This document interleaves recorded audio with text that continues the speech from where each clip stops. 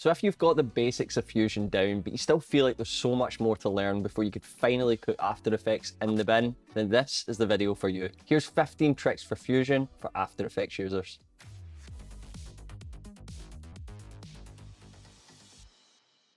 From the comments I got in my last video, it's safe to say that there's a few more little tricks that are useful to know if you're switching away from After Effects. So this video is a kind of unofficial sequel to that one. But if you've literally just opened Fusion for the first time and you've got no idea what you're doing, then stop, pause this video just now and watch this one up here. This is my Fusion Basics video and I'd highly recommend watching that first. Otherwise, grab yourself a coffee and let's get into it. The Keylight effect in After Effects is great for being able to key out green screen backgrounds so that you can cut objects out in post. Now after dragging this into the layer we want to key, we can then select the exact colour of green using this little eyedropper tool here. And there's a bunch of other controls in here, so we can clip our blacks and whites in the screen matte section to really dial it in. And after that, we can then put this over any footage that we want. In Fusion, if you come up to the effects panel and search for key, you'll find a whole bunch of different keying tools. Now the one you want to use here is the Delta keyer. This is the one that's most similar to After Effects Keylight. So we're going to take this and drag it into the chain after the footage that we want to key. Then from up in the inspector window, you'll see that you've got a lot of the same controls. So we can use our little eyedropper tool here again to pick out our green. Then if we jump into the matte tab, we can adjust our threshold here in a similar way to how we'd normally clip our black and white controls. Then I can use a merge node to bring in my background. And I'll make sure that my keyed clip is going into the green foreground input of the merge.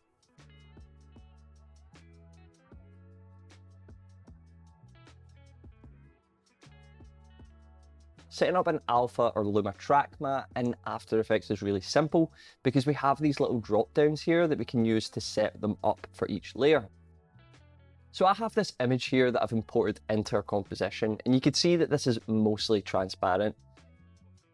So if I have this layer above the gradient that I've set up here, then After Effects lets me select the layer above as an alpha matte, which looks like this. For Luma mattes, instead of using the transparent areas of an image, this will use the brightness of it. So for this black and white animation here, if I select this as a Luma matte for the layer below it, you'll see that After Effects cuts out the parts of the image that were black and leaves the parts that were white. So this is how we'd normally do this in After Effects. In Fusion, this is set up using a node called Matte Control.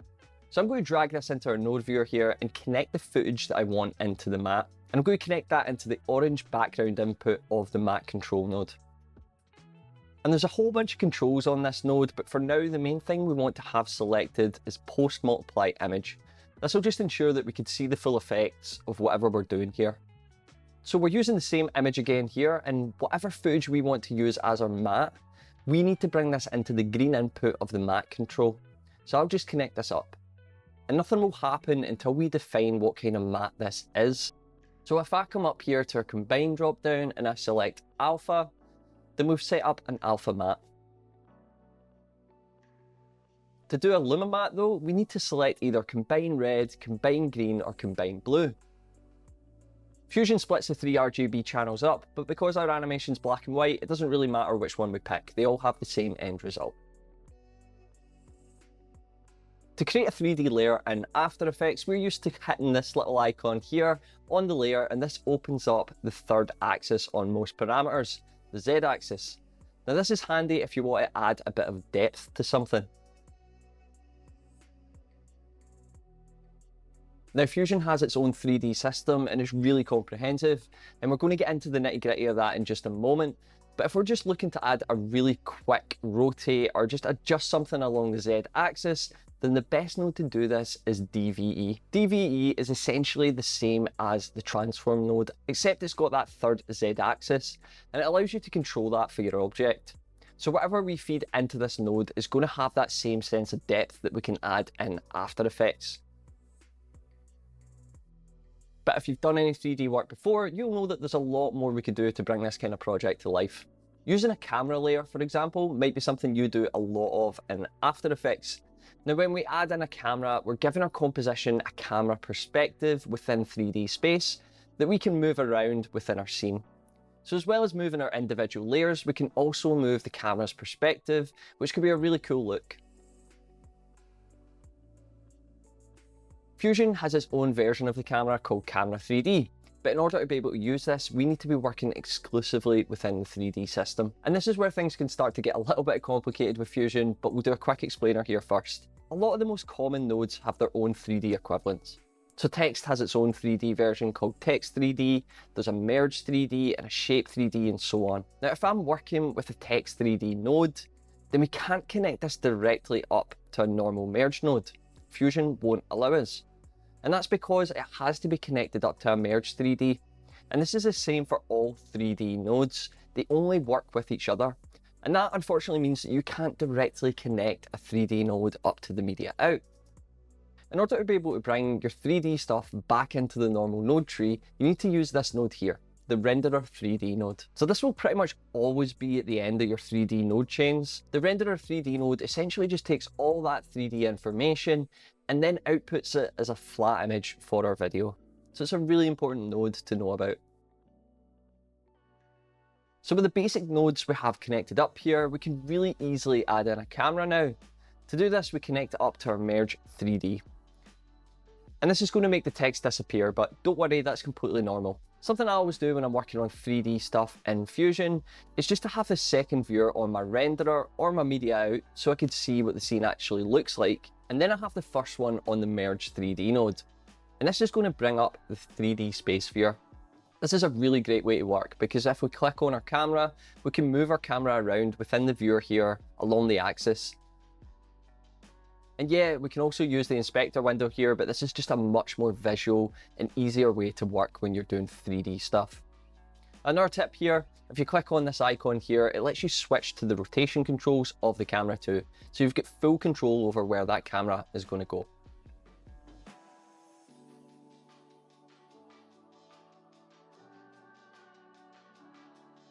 Adding lights is something that you'll probably also do if you're working in a 3D project, and After Effects lets us add 4 basic ones: a spotlight, a parallel light, a point light, and an ambient light.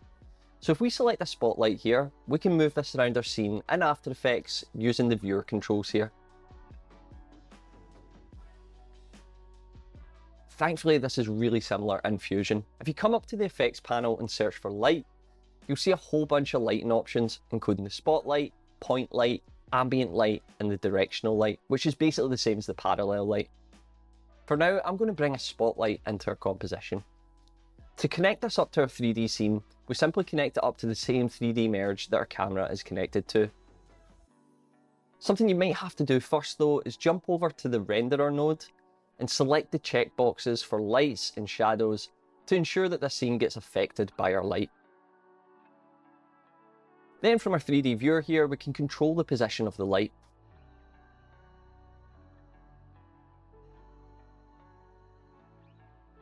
And this is going to look a lot cooler if we go into our 3D text and we bring up the extrusion depth.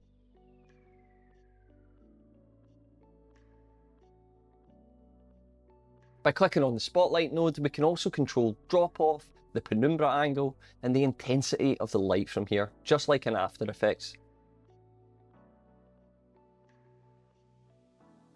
Another quick tip for the 3D viewer here, by the way, if you right click the bottom corner here, you can change the perspective that we're looking at the scene from, and this can be really helpful if you're trying to figure out exactly where your light and camera are in the scene.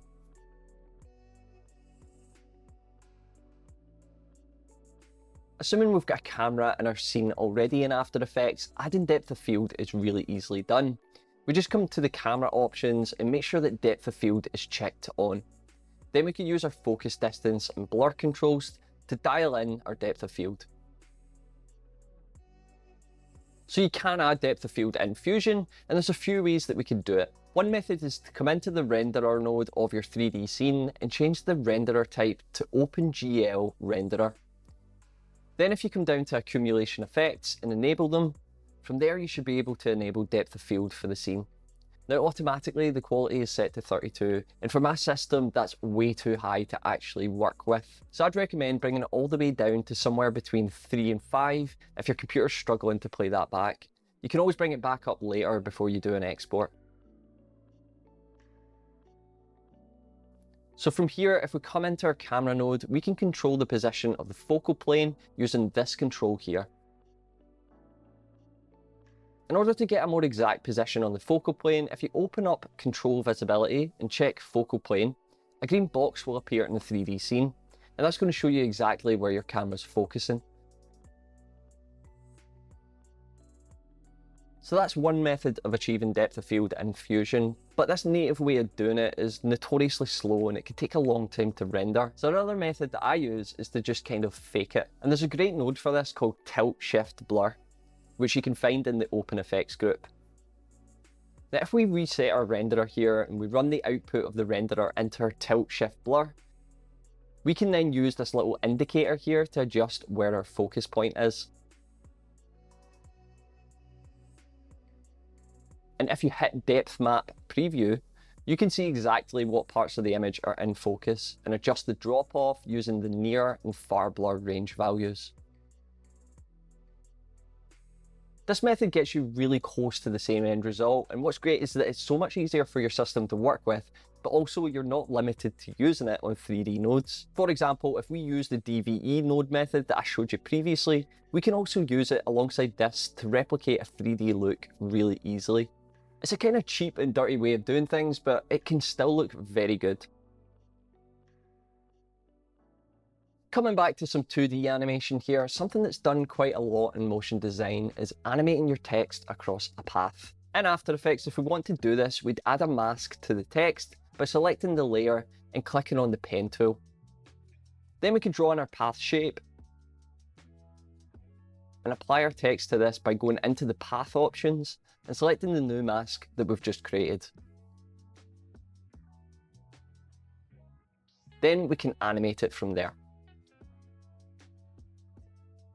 In Fusion, we could do all of this within the text node itself. So with our text node selected, we're going to come over to the Layout tab. And from here, we're going to change the type drop down to Path. Now, if you hover your cursor over the viewer window now, you'll see that you have this little cross shape. And this works exactly like the pen tool in After Effects. So we can now draw in our shape. There's also a dial here for the position. So you could keyframe this to move your text across the path that you've created. Now in After Effects, you can also use the ellipse mask and the rectangle mask. So how do you do this in Fusion? Well, in Fusion, if we right click in the viewer window here, and then come down to Text 1 Path, then we go to Create, we could select an ellipse or rectangle from there.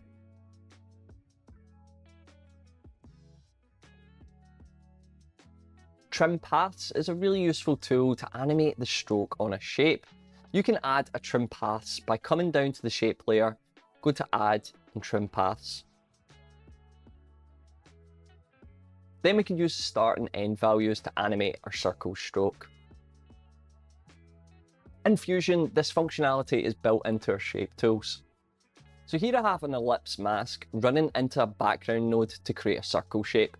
Now if we wanted to make this circle a stroke outline only, we'd come into our mask node, bring our border width up slightly first, and then uncheck the solid box. Now as soon as we do this, you'll notice a couple of things. First of all, our circle is outlines only now, so job done there, but also that these 3 new parameters have appeared. The length is going to allow us to animate our stroke, just like Trim Paths does in After Effects. The position is a bit like the offset control, so this will control the point where the stroke starts from. And the cap style just lets us adjust what the edges are like, so if they're square, rounded, or flat. By keyframing the length control, I can then create a really simple circle animation. Another handy hack here, if you set your cap style to flat, then come up to your border width parameter, right click and go to expression, then we can drag our little pick whip here down to the width or height parameter. And this will make the border the exact same size as the width. So why would you want to do such a thing? Well, if we bring the size of this down a little bit, you'll see that that's a really quick way of being able to do a little pie chart animation, because when the stroke and the ellipse are the exact same size, then this also works out to make a perfect circle, albeit one that's just a bit bigger. One last thing that's a little bit different here, in After Effects, we can use the start and end controls to basically make the stroke animate any way we want, clockwise or anti-clockwise. But in Fusion, it only goes anti-clockwise, so to make this go the other way, we want to add in a transform node after our background here, which will let us flip the animation using this button here. The Posterize Time effect in After Effects works by skipping frames on your footage, so once you drag it onto a layer, you can make something look like it's playing back at a lower frame rate than it actually is, which is really handy if you want to go for a kind of stop motion or old school animation look. And once you drag that onto your layer, you can then input the desired number of frames, and After Effects will do the work to skip the frames when you're playing it back.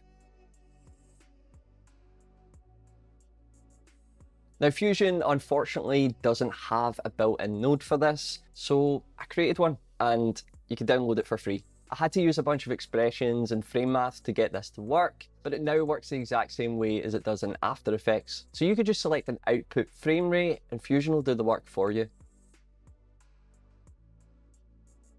I'm using Buy Me a Coffee as a place to download this from. You don't have to give me any money, you can just put in 0 and download it from there. So once you download it, you'll have this Posterize Time settings file, and you want to copy this into your macros folder. The macros folder is in a different location depending on whether you're working on Mac or Windows, so I'll put the file paths in the description for you as well. So that's where you're going to copy this file to. Fusion will be able to see the macro and you'll be able to use it in Fusion and the Edit tab as well. I do plan on showing you how to make effects like this on your own in the future, but it's a bit of a long-winded process for this video, so if you're interested in learning that, hit the subscribe button and let me know in the comments. The Puppet Pin tool in After Effects lets you rig out a static image for animation by applying pins to it. So once you've applied pins to all the right places, you can then move them and After Effects will warp the image according to where your pins are. It's really handy for doing some quick character animation like we've done with this little orange man here.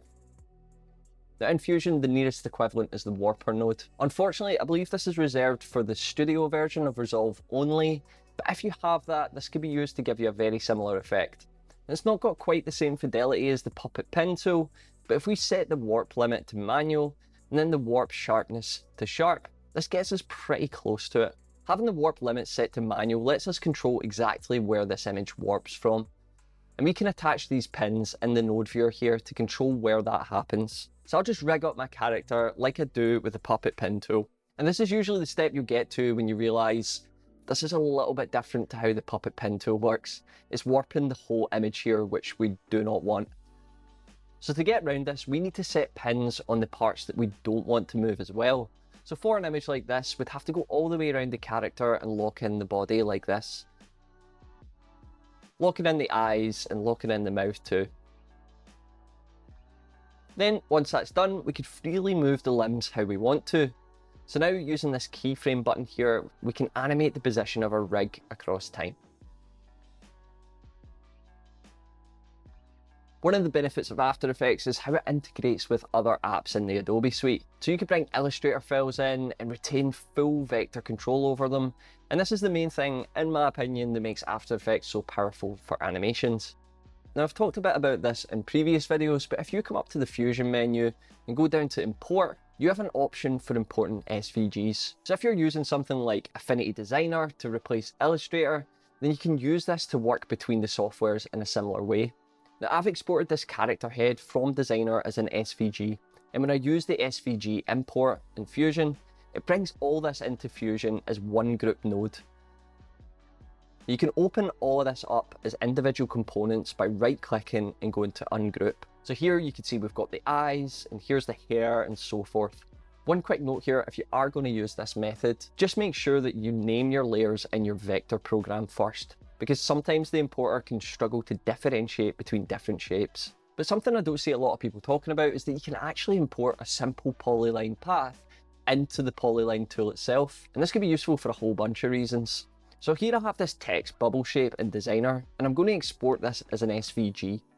Then back in Fusion, I've got a single polyline mask running into a background node. If I click on the polyline node, right click and go down to our polyline menu here again, right at the very bottom you'll see this option for import where I could select shape.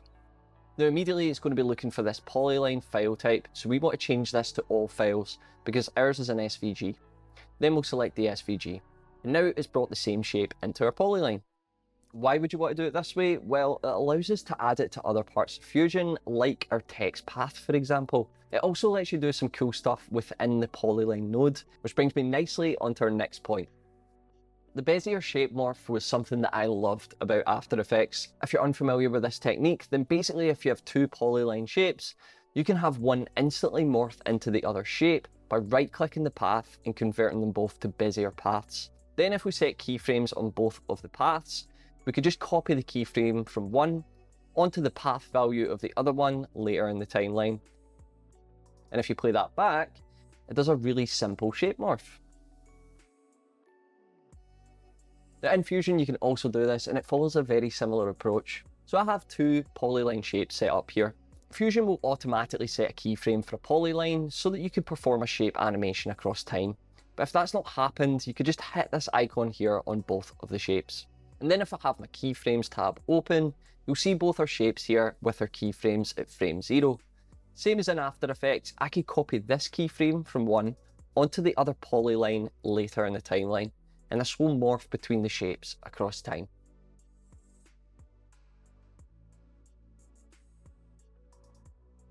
Onion skinning is a technique to be able to see frames behind or frames in front of a shape animation. And this is one of these features that's actually sorely lacking in After Effects. You could sort of do it by using the echo tool effect, by setting up the echo operator to composite in front, and then working out the maths for the echo time based on how many seconds each frame should be. Thankfully, Fusion has a built-in onion skin tool. If you're working on 2D shape animations with the polyline tool, you could come up to this little icon here and click on onion skinning. You can even come into the settings here and input how many repetitions you'd like and how many frames you want them to appear in. Super helpful if you're doing frame by frame animations. Speaking of frame by frame, sometimes you want to be able to import your animations as image sequences. Maybe you've been working on something in a drawing app and you want to be able to stitch these images together in order to do further work on it. Now, I'm not much of an illustrator, but I have just redone my subscribe button animation. So I've got a series of like 200 PNG images here that I want to stitch together. Now, After Effects will let you do this by going to Import, File, and then selecting the first file in your sequence. From there, you want to tick the PNG sequence. Then this will bring this into your composition as one file that will essentially play back like a video file. In Resolve, there's a bunch of ways to do this. First of all, if we're in the Media tab, when we navigate to our sequence of images, we see them all as separate files initially.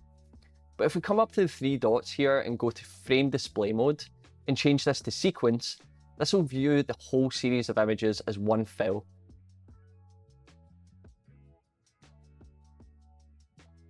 You can also do this directly in Fusion using a node called the loader.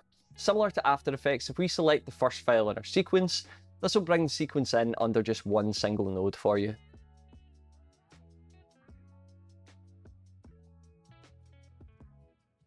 The wiggle expression in After Effects is a really fun way to be able to add a little bit of movement to something that's static. And normally we'd add this to something like the position values by adding a new expression like this and adding .wiggle at the end. Then in the brackets, the first number controls the speed of the wiggle, and then the second one controls the amplitude of the movement, so how far it will move in any given direction. Then if we play it back, it looks like this. Fusion has a very similar expression and it's called shake. So if we right click the position value on this transform node, for example, we can go to modify with shake. Then this is going to add a shake modifier to this value. By default, it's kind of jumping about all over the place, but if we come over to our modifiers tab, you'll see these minimum and maximum values here. And they're a bit like the amplitude settings. So these are really far apart just now, but if we bring them both closer together, this will bring down the amplitude. And the smoothness control will let you adjust the speed. If you play that back, it just works the exact same way as wiggle from there. Now I still have so much more to share with you guys when it comes to Fusion, so if there's something that I've not covered here that you're still trying to work out, drop me a message in the comments and I'll do my best to get back to you. Or hit that subscribe button and I'll see you in the next one.